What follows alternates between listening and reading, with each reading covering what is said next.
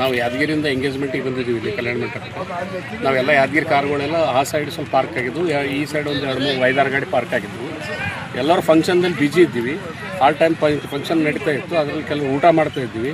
ಆ ಟೈಮ್ನಲ್ಲಿ ಬೆಂಕಿ ಅಂದ ತಕ್ಷಣ ಹೊರಗಡೆ ಬಂದ್ವಿ. ಬರೋದ್ರಲ್ಲಿಗೆ ಫಸ್ಟ್ ಕಾರಿಗೆ ಬೆಂಕಿ ಹತ್ಕೊಂಡಿತ್ತು. ಆಮೇಲೆ ಗಾಳಿ ಜೋರು ಇರೋದ್ರಿಂದ ಅದು ಸೆಕೆಂಡ್ ಗಾಡಿಗೂ ಸೆಕೆಂಡ್ ಗಾಡಿ ತೆಗಿಲಿಕ್ಕೂ ಚಾನ್ಸ್ ಇದ್ದಿಲ್ಲ. ಆಲ್ಮೋಸ್ಟ್ ಅಲ್ಲಿ ಥರ್ಡ್ ಗಾಡಿ ತೆಗಿಬೇಕಾದ್ರೂ ನೀರು ಹೊಡೆದು ಮಾಡಿ ಅದು ಥರ್ಡ್ ಗಾಡಿ ತೆಗೆದ್ವಿ. ಆಮೇಲೆ ಎಲ್ಲ ಗಾಡಿಗಳು ತೆಗೆದ್ವಿ. ಅಷ್ಟೊತ್ತಿಗೆ ಇದೇನಾದ್ರು ಫೈರ್ದವ್ರು ಬರೋರಿಗೆ 2 ಗಾಡಿ ಭಸ್ಮವಾಗಿದ್ವು.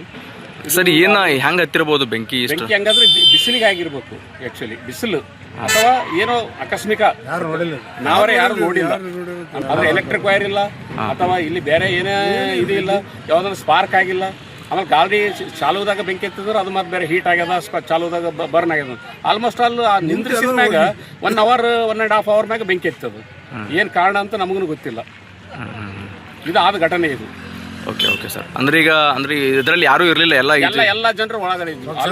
90% ಯಾರು ಹೊರಗಡೆ ಇಲ್ಲ, ಎಲ್ಲರೂ ಫಂಕ್ಷನ್ ಹಾಲಲ್ಲಿ ಇದ್ವಿ. ಯಾರಾದರೂ ಡ್ರೈವರ್ಸ್ ಅಥವಾ ಯಾರೋ ಹೊರಗಡೆ ಇದ್ರ ಇಮಿಡಿಯೇಟ್ ಅವಾಗೆ ನೋಡ್ತಾ ಇದ್ರು, ಇಮಿಡಿಯೇಟ್ ಅದು ಆರಿಸ್ಬೋದು, ಚಾನ್ಸ್ ಇತ್ತು. ಆದ್ರೆ ಬೆಂಕಿ ಟೋಟಲಿ ಜಾಸ್ತಿ ಆದ ತಕ್ಷಣನೇ ಯಾರು ತಗೊಳಕ್ಕಾಗಲಿಲ್ಲ, ಬರಕ್ಕಾಗಲಿಲ್ಲ. ಅವು ಕಾರ್ 2 ತುಂಬಾ ಹಳೆವಾ ಸರ್? ಎಲ್ಲರೂ ಹೊಸ ಕಾರು. ಒಂದು ಕಾರು ಈ ಕಡೆ ಕಾರು 2 months, ಅದು ಏನದ 1 year ಕಾರು. 2 hours ಬೆಂಕಿ ಎತ್ತದಂದಾಗ ವಾಟ್ ಈಸ್ ದ ರೀಸನ್? ಬಿಸಿಲಿಗೆ ಆಗಿರ್ಬೋದು, ಅದು ಬಿಟ್ಟರೆ ಏನಿಲ್ಲ. ಆಮೇಲೆ ಕೆಳಗಡೆ ಹುಲ್ಲು ಇದ್ದ ಕಾರಣ ಏನು ಆಗಿರ್ಬೋದು ಅಷ್ಟೇ, ಅದು ಬಿಟ್ಟರೆ ಏನು ಬೇರೆ ರೀಸನ್ ಇಲ್ಲ. ನಾವು ಯಾದಗಿರಿಯಿಂದ ಎಂಗೇಜ್ಮೆಂಟಿಗೆ ಬಂದಿದ್ದೀವಿ ಇಲ್ಲಿ ಕಲ್ಯಾಣ ಮಂಟಪಕ್ಕೆ. ನಾವೆಲ್ಲ ಯಾದಗಿರಿ ಕಾರುಗಳೆಲ್ಲ ಆ ಸೈಡ್ ಸ್ವಲ್ಪ ಪಾರ್ಕ್ ಆಗಿದ್ವು, ಈ ಸೈಡ್ ಒಂದು 2-3-5-6 ಗಾಡಿ ಪಾರ್ಕ್ ಆಗಿದ್ವು. ಎಲ್ಲರೂ ಫಂಕ್ಷನ್ದಲ್ಲಿ ಬ್ಯುಸಿ ಇದ್ದೀವಿ. ಆಲ್ ಟೈಮ್ ಫಂಕ್ಷನ್ ನಡೀತಾ ಇತ್ತು, ಅದರಲ್ಲಿ ಕೆಲವು ಊಟ ಮಾಡ್ತಾ ಇದ್ವಿ. ಆ ಟೈಮ್ನಲ್ಲಿ ಬೆಂಕಿ ಅಂದ ತಕ್ಷಣ ಹೊರಗಡೆ ಬಂದ್ವಿ. ಬರೋದ್ರಲ್ಲಿಗೆ ಫಸ್ಟ್ ಕಾರಿಗೆ ಬೆಂಕಿ ಹತ್ಕೊಂಡಿತ್ತು. ಆಮೇಲೆ ಗಾಳಿ ಜೋರು ಇರೋದ್ರಿಂದ ಅದು ಸೆಕೆಂಡ್ ಗಾಡಿಗೂ ಸೆಕೆಂಡ್ ಗಾಡಿ ತೆಗಿಲಿಕ್ಕೂ ಚಾನ್ಸ್ ಇದ್ದಿಲ್ಲ.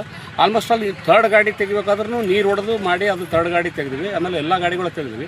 ಅಷ್ಟೊತ್ತಿಗೆ ಇದೇನಾದ್ರು ಫೈರ್ದವ್ರು ಬರೋರಿಗೆ 2 ಗಾಡಿ ಭಸ್ಮವಾಗಿದ್ವು. ಸರಿ, ಏನು ಹೆಂಗೆ ಹತ್ತಿರ್ಬೋದು ಬೆಂಕಿ?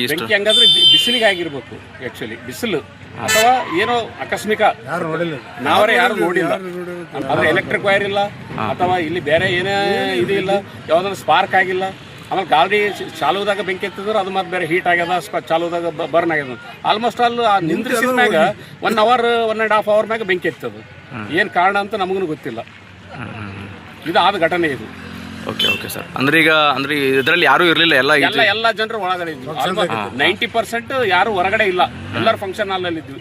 ಯಾರಾದರೂ ಡ್ರೈವರ್ಸ್ ಅಥವಾ ಯಾರೋ ಹೊರಗಡೆ ಇದ್ರ ಇಮಿಡಿಯೇಟ್ ಅವಾಗೆ ನೋಡ್ತಾ ಇದ್ರು, ಇಮಿಡಿಯೇಟ್ ಅದು ಆರಿಸ್ಬೋದು, ಚಾನ್ಸ್ ಇತ್ತು. ಆದ್ರೆ ಬೆಂಕಿ ಟೋಟಲಿ ಜಾಸ್ತಿ ಆದ ತಕ್ಷಣನೇ ಯಾರು ತಗೊಳಕ್ಕಾಗಲಿಲ್ಲ, ಬರಕ್ಕಾಗಲಿಲ್ಲ. ಅವು ಕಾರ್ 2 ತುಂಬಾ ಹಳೆವಾ ಸರ್? ಎಲ್ಲರೂ ಹೊಸ ಕಾರು. ಒಂದು ಕಾರು ಈ ಕಡೆ ಕಾರು 2 months, ಅದು ಏನದ 1 year ಕಾರು. 2 hours ಬೆಂಕಿ ಎತ್ತದಂದಾಗ ವಾಟ್ ಈಸ್ ದ ರೀಸನ್?